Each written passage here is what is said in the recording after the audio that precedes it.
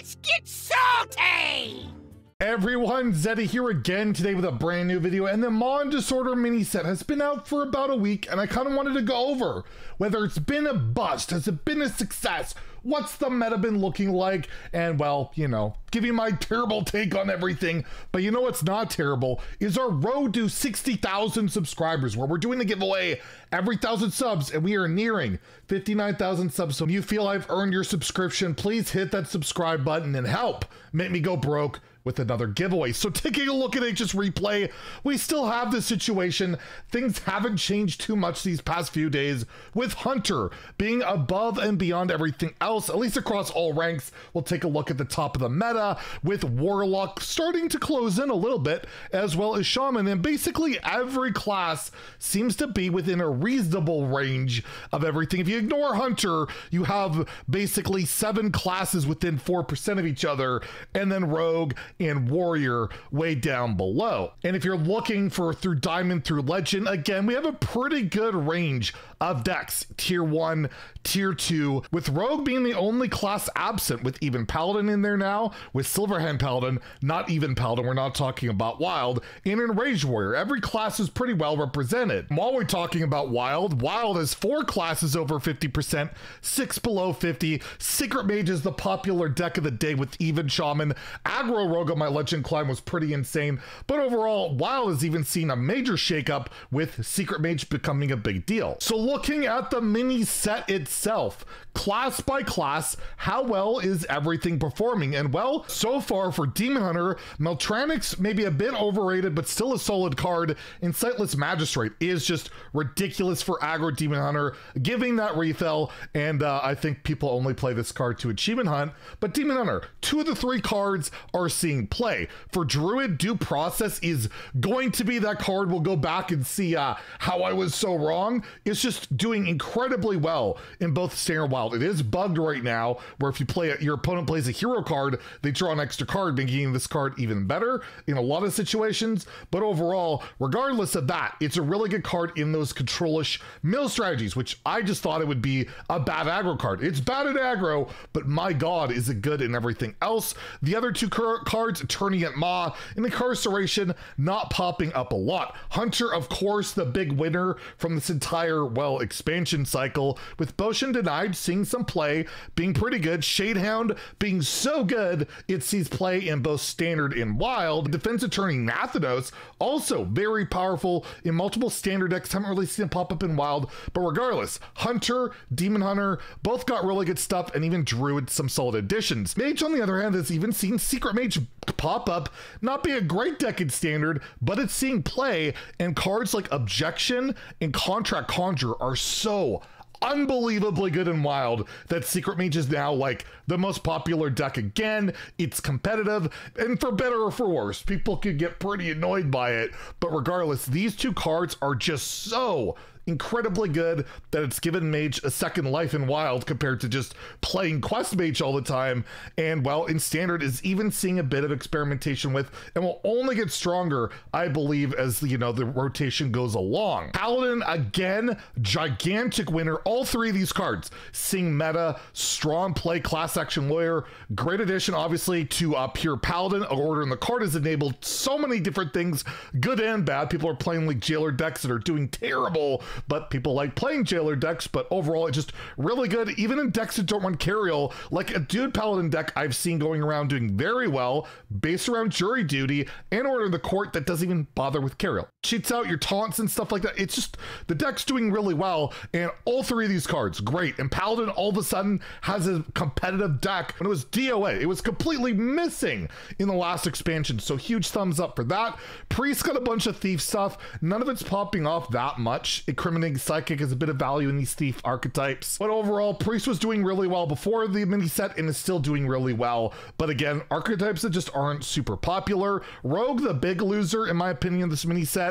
Murder Accusation, Perjury, and Scribbling Stenographer just aren't seeing any play. The Miracle Rogue archetype has fallen behind, especially with the Edwin revert back to 4 mana, and everything else is getting better. This card's not putting it over the top, and this secret is just, it's just bad. I don't care what anybody says, it's just just bad.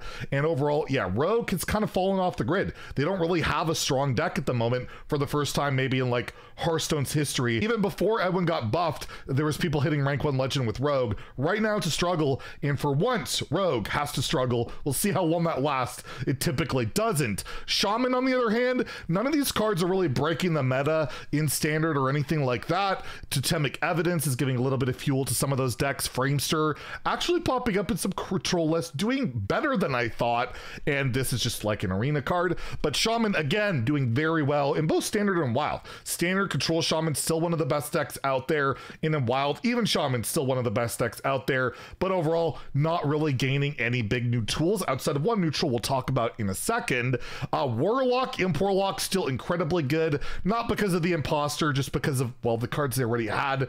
They didn't really gain much. Arson Accusation, though, is being used in some control decks, some removal. It's just cheap removal, and Warlock didn't really have good single cheap removal. They have AoEs and all of that. But Arson Accusation kind of gives them that flexibility that, you know, when you only have Siphon Souls, your only hard removal, Arson Accusation is a hell of a lot cheaper and is doing work. And I believe this card might be the worst performing card in all of standard right now.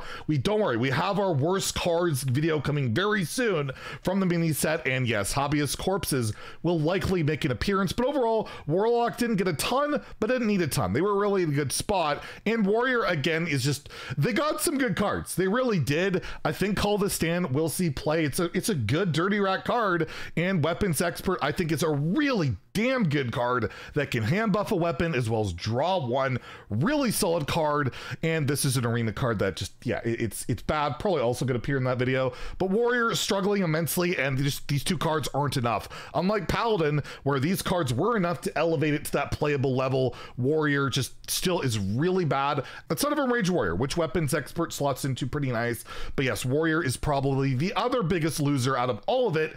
And then when you take a look at the neutrals, Afterlife Attendant surprisingly is seeing play in Beast Hunter, just because getting those Effuse procs can be pretty good, especially with Shadehound. So I was wrong on this card. It is seeing some play, but the remainder of the neutrals, well, Secret Tech cards suck, and this one literally loses. It's hilarious they made Type-Lit Witness in the same expansion. They made Objection that actually counters this secret counter. It's similar to Counterspell and Flare, right? It's kind of humorous that happened. Soul Seeker, just really bad card. You don't want to be playing it. Sylvanas is just slot really nice into a lot of decks. This is the neutral I was kind of referring to as Shaman, is doing really good work. You can play it in Hunter. You can play it in a ton of different decks. Not really a wild card.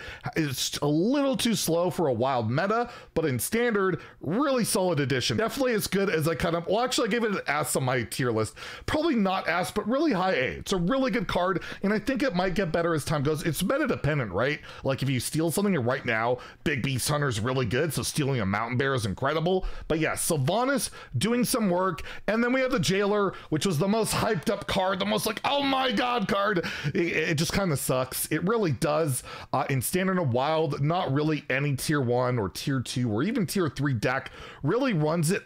But I'm not saying that this card is a dud. I'm not saying it's a fail. I think this is a perfect card. This is the perfect late game, win the game, crazy meme card where if you pull off the combo, it's spectacular, it feels great, you win the game, but it's not consistent enough where it makes it oppressive and makes it frustrating like Kazakusan was, right? That's kind of what this card, to me, I was a bit worried about. It's like, oh god, is every good game going to be just like playing the Jailer if this card is good? However, it's just not at that level. You look at the stats, it's not performing particularly well. Obviously, when played, it's great. All the decks it is in right now just aren't like dominant, not top tier, but you can play it, you can win games, and to me, that is a success. And well, I guess to wrap up the question of the video, has this mini set been a bust? No, I think it's been exactly what you want from a mini set. It doesn't warp the meta, it doesn't ruin it with like a Kazakusan style thing where it's just absurd, or a Mr. Smite or a Lady Anacondra. You just added a lot of cool tools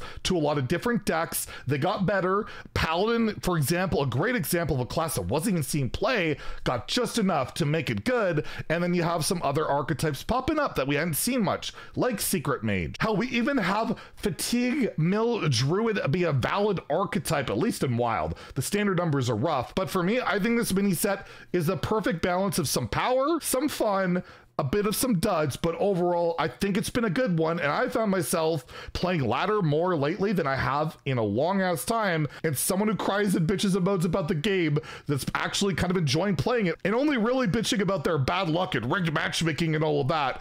I gotta say, I'm enjoying this mini set so far and definitely highly recommend it if you haven't put your goal towards it yet. Anyways, if you enjoyed the video, please like and subscribe. Have a great day and stay salty, my friend. And by the way, did they make this card after me?